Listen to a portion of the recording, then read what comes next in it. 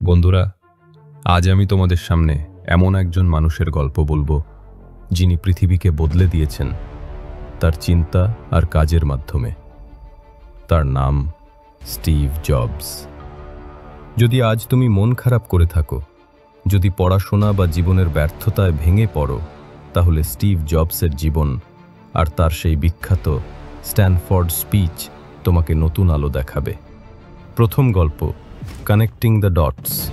Steve jobs বলেছিলেন, তুমি সামনের দিকে তাকিয়ে ডটসকে কানেক্ট করতে পারবে না, তুমি শুধু পেছনে তাকিয়ে কানেক্ট করতে পারবে। তাই বিশ্বাস রাখতে হবে যে ডটসগুলো ভবিষ্যতে একদিন কানেক্ট হবে।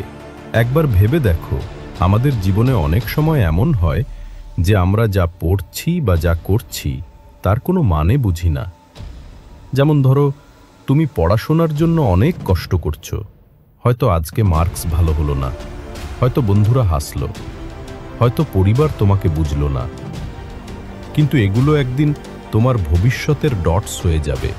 জবস নিজেও কলেজ ছেড়ে দিয়েছিলেন, সবাই ভেবেছিল তার জীবন শেষ, কিন্তু সেই সময় তিনি ক্যালিগ্রাফি ক্লাসে ভর্তি হয়েছিলেন, যেটা দেখতে তখন একদমই কোনো কাজে লাগছিল না, কিন্তু পরে সেই ক্লাসই তৈরি করে দিল বিশ্বের সবচেয়ে সুন্দর ফন্ট অ্যাপল কম্পিউটারের মধ্যে।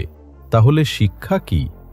আজ যা করছো, যেটা কঠিন, যেটা অন্যরা বুঝছে না, একদিন সবকিছু মিলেই তোমার সাফল্যের গল্প তৈরি করবে। দ্বিতীয় গল্প, লাভ অ্যান্ড লস। জবস বলেছিলেন, যা ভালোবাসো সেটা খুঁজে বের করো, কাজ হোক বা সম্পর্ক, হৃদয় ছাড়া এগুলোতে পূর্ণতা নেই। স্টিভ জবস তার নিজের কোম্পানি অ্যাপল থেকেই একসময় বরখাস্ত হয়েছিলেন।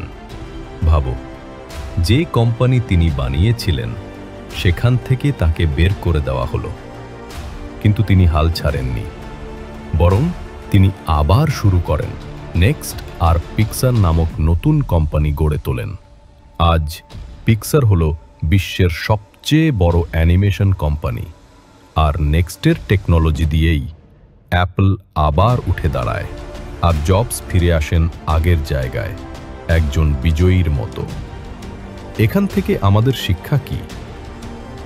আজ যদি তুমি পরীক্ষায় ফেল করো, চাকরিতে ব্যর্থ হও বা জীবনে বড় ধাক্কা খাও, তাহলেও হাল ছাড়ো না, কারণ হার মানা মানুষই সত্যি সত্যি হারায়। তৃতীয় গল্প, ডেথ। জবস বলেছিলেন, প্রতিদিন সকালে আমি আয়নায় তাকাই আর নিজেকে জিজ্ঞেস করি, যদি আজ আমার জীবনের শেষ দিন হয়, তবে কি আমি আজকের কাজ করতে চাই? এই লাইনটা ভাবো একবার। আমরা কত সময় নষ্ট করি মোবাইলে, অকারণে আড্ডায়, গেমসে, অলসতায়, কিন্তু যদি আজই শেষ দিন হয়, তাহলে তুমি কি পড়াশোনা না করে, স্বপ্ন পূরণ না করে অলস বসে থাকতে চাইবে? স্টিভ জবস জানতেন তার ক্যান্সার আছে, হয়তো খুব বেশি দিন তিনি বাঁচবেন না, তবুও তিনি কাজ চালিয়ে গেছেন, নিজের স্বপ্নকে বাস্তব করেছেন। তাহলে আমাদের জন্য বার্তা কি? সময় অল্প, জীবন অল্প, কিন্তু স্বপ্ন বড়। তাই প্রতিদিন নিজের স্বপ্নের দিকে এক কদম হলেও এগিয়ে যেতে হবে। সারাংশ, স্টিভ জবস আমাদের তিনটি অসাধারণ শিক্ষা দিয়েছেন। ডটস একদিন কানেক্ট হবেই। আজকের কষ্ট, ব্যর্থতা, চেষ্টা সব কিছু মিলেই ভবিষ্যতে সাফল্যের সিঁড়ি হবে। ভালোবাসো যা করছো, মন থেকে করা কাজেই সফলতা আসে। প্রতিদিনকে শেষ দিন ভেবে বাঁচো, কারণ সময় সীমিত। বন্ধুরা, তুমি আজ হয়তো পরীক্ষার চাপে আছো, পড়াশোনায় মন বসছে না, বা মনে হচ্ছে জীবন শেষ হয়ে গেছে, কিন্তু মনে রেখো, যা ভালোবাসো তার জন্য লড়াই করো। যা শিখছো একদিন কাজে লাগবেই, আর সময় নষ্ট করো না। তুমি একদিন তোমার স্বপ্ন পূরণ করবে, যদি আজ থেকে নিজেকে বদলাও। শেষ কথা তাহলে বন্ধুরা, স্টিভ জবসের এই কথাগুলো শুধু শোনার জন্য নয়, নিজের জীবনে প্রয়োগ করার জন্য। আজ থেকেই শুরু করো।